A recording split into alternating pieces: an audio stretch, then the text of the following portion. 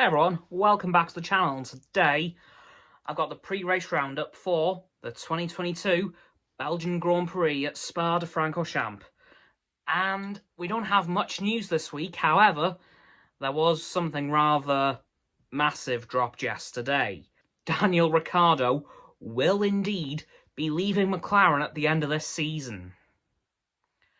So that brings up a lot of questions. 1. What will Daniel Ricciardo be doing next season? 2. Who's taking that second McLaren seat? Will it be Oscar Piastri? Will it be somebody completely different? And 2, what does this mean for the McLaren structure as a whole? Because, of course, this potentially could compound a lot of things in their other teams, such as they could potentially bring Pato O'Ward over from the IndyCar team. Or if they somehow keep Stoffel Van Dorn, thanks to the Mercedes Formula E buyouts, they could put him back in the McLaren. It could become quite a messy situation very quickly.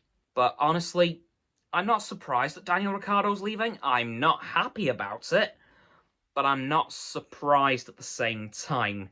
He has not performed anywhere near the level of Lando Norris. Granted, he's got one win over him, which is, of course, a massive achievement, but in terms of overall performance throughout the season and a half he's been there, he's just not lived up to the hype that McLaren had for him at the start. So Daniel Ricciardo's departure isn't that surprising, really. Hope he does find somewhere else, be it on the F1 grid or in motorsport as a whole. I'm thinking NASCAR or IndyCar, by the way, because we all know how he loves NASCAR, as seen in his run in Dale Earnhardt Sr.'s 1983 Chevrolet Camaro at Texas last year. So we know how much he loves NASCAR from that alone. So it is possible he could go to NASCAR.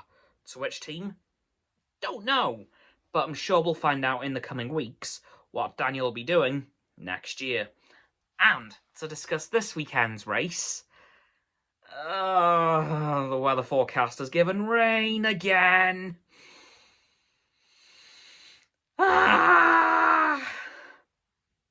Do we remember what happened last year at this track when it rained? Do you remember? Do you? If not, allow me to remind you. We had 2 laps behind the safety car. Nikita Mazepin had fastest lap of the race. I know. Max Verstappen won, again. George Russell got his first ever podium in Formula 1, thanks to a stellar lap in qualifying the day before. And we were given some of the best Formula 1 memes of all time. Because the coverage didn't stop for like the whole 4 hours, because I watched it earlier on in preparation for this weekend, because it's looking to be a bit of a repeat. I hope not, but stars are aligning here, guys. Stars are aligning for a part 2 to that race. Hopefully, though, we don't have a major crash this year. Please, God, don't let that happen again. Ugh. But honestly, this weekend, I'm looking forward to it. I'm looking forward to going back racing. I'm looking forward to seeing if Ferrari have got their act together. If Mercedes have gotten their act together and are able to get a bit further up the grid. And to see how Red Bull have gotten on over the summer break. And if anybody else has made a few advancements and have kind of pulled a mad one and have managed to get them way further up the grid. I'm just curious to see how this weekend's going to go, because, of course, 3 weeks in Formula 1 is a long time. So, frankly, come this weekend, anything could happen. You could see a Haas on the podium, for example. Who the hell knows? I sure as hell don't. Anyway, guys, that's going to do it for this video on the pre-race roundup for the Belgian Grand Prix in 2022. So please, like this video, subscribe to mine, Roxanne's and Frost's YouTube channel. Links in the description. My sub button down there. Yeah, the big red one as always. Unless you've already subbed, then it's great. Thank you for that, by the way. And once you've done that, please don't forget to click all 3 of our bell icons to get all 3 sets of our notifications. Comment as well, because why not? And let me know what you think of Daniel Ricciardo's departure from McLaren and who you think is going to replace him. And who do you think is going to be filling in the second seats of the 6 teams who haven't confirmed their second driver.